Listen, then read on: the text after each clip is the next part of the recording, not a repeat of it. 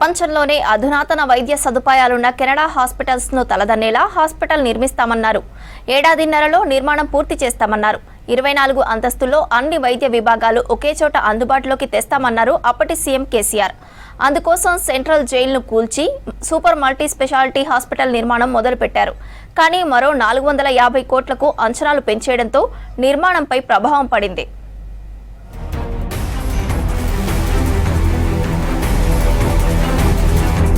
Orugallu health city పేరుతో ప్రపంచంలోనే అత్యాధునిక వైద్యం అందించే స్థాయిలో హాస్పిటల్ నిర్మాణం అందుబాటులోకి తెస్తామంటూ గత ప్రభుత్వం 24 అంతస్తుల నిర్మాణాన్ని చేపట్టింది.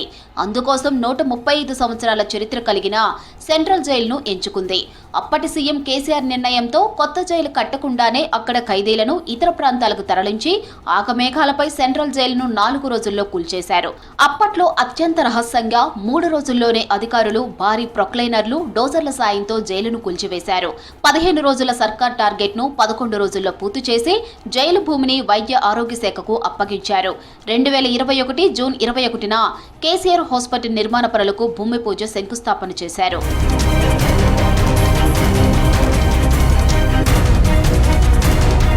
ఈ మల్టీ స్పెషాలిటీ హాస్పిటల్ ను 24 అంతస్తులతో భవన సముదాయంతో 2000 పడకల ఏర్పాటుకు ప్లాన్ చేశారు. మొత్తం 15 ఎకరాల్లో 1115 కోట్ల రూపాయలతో నిర్మాణాలు చేపట్టనున్నారు. ఇలా నిర్మాణ పనులు మొదలుపెట్టిన 14 నెలల తరువాత తాను చెప్పినట్లు నిర్మాణాలు చేయటం లేదంటూ అధికారులపై ఆగ్రహం వ్యక్తం చేసి నిర్మాణాల్లో మార్పులు సూచించడంతో అంచనా వ్యయం పెరిగింది. దానికి ఆర్థిక శాఖ అనుమతి లభించలేదు. ఇదే క్రమంలో రాష్ట్రంలో ప్రభుత్వం మారింది. అదనపు వ్యయానికి ఆర్థిక శాఖ అనుమతి లేకపోవడంతో ఏడాదిన్నర కాలంగా ప్రభుత్వం నుంచి నిధులు విడుదల కావడం లేదు.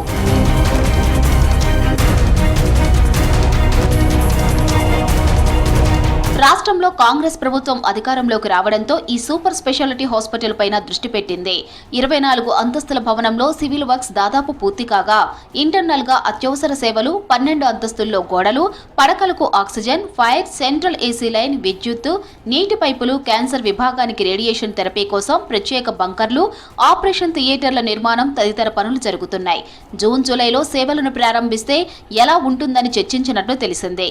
24 అంతస్తుల పనులు పూర్తి కాకుండా కింద అంతస్తుల్లో సేవలు అందుబాటులోకి తీసుకురావాలని అనుకున్నారు. నిర్మాణంలో భాగంగా ఏదైనా ప్రమాదం జరిగితే కొత్త సమస్యలు వస్తాయని ఆ ఆలోచన విరమించుకున్నట్లు తెలిసిందే.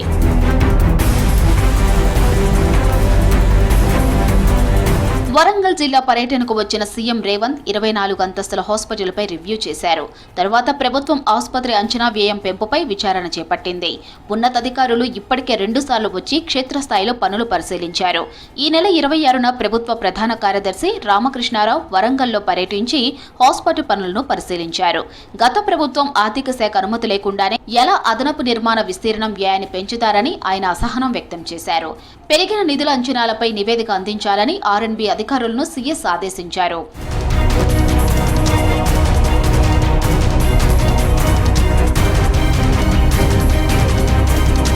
సూపర్ స్పెషాలిటీ ఆసుపత్రి నిర్మాణంలో 600 కోట్ల రూపాయల అవినీతి జరిగిందని వరంగల్ పశ్చిమ ఎమ్మెల్యే నాయిని రాజేందర్ రెడ్డి ఆరోపిస్తున్నారు.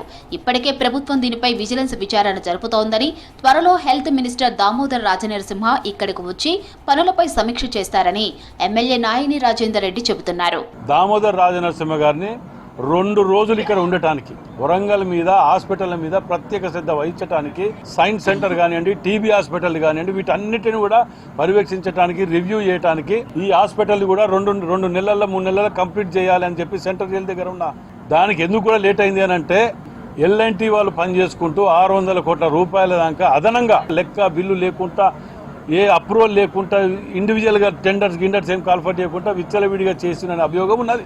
ఎందుకంటే ఇది 1100 ప్రాజెక్టు, 1100 కాడ 56 పెరుగుతుంది, 500-600 ఎట్ టైం పెరగదు కదా. దానికి అవసరం లేని, దాని ప్రపోజల్ లేని కన్స్ట్రక్షన్ కూడా ఎత్తుకుపోయటానికి వాళ్ళు అంటే కాంట్రాక్టర్కు లాభం చేకూర్చే విధంగా, అందులోకి వస్తే కమిషన్లకు కక్కుతుపడే విధంగా అవసరం లేని దాన్ని పెంచడం జరిగింది అనే దాని మీద విజిలెన్స్ ఎంక్వైరీ చేస్తున్నారు. ఆ ఎంక్వైరీ చేసుకుంటూ 2 నెలలలో హాస్పిటల్ని క్లియర్ చేయాలి. 24 అంతస్తుల ఆసుపత్రి నిర్మాణం పూర్తయితే అన్ని వైద్య సదుపాయాలు అందుబాటులోకి వస్తాయి. ఎలాగైనా నిర్మాణ పనులు స్పీడప్ చేసి వైద్య సేవలు అందుబాటులోకి తేవాలని నగరవాసులు కోరుకుంటున్నారు.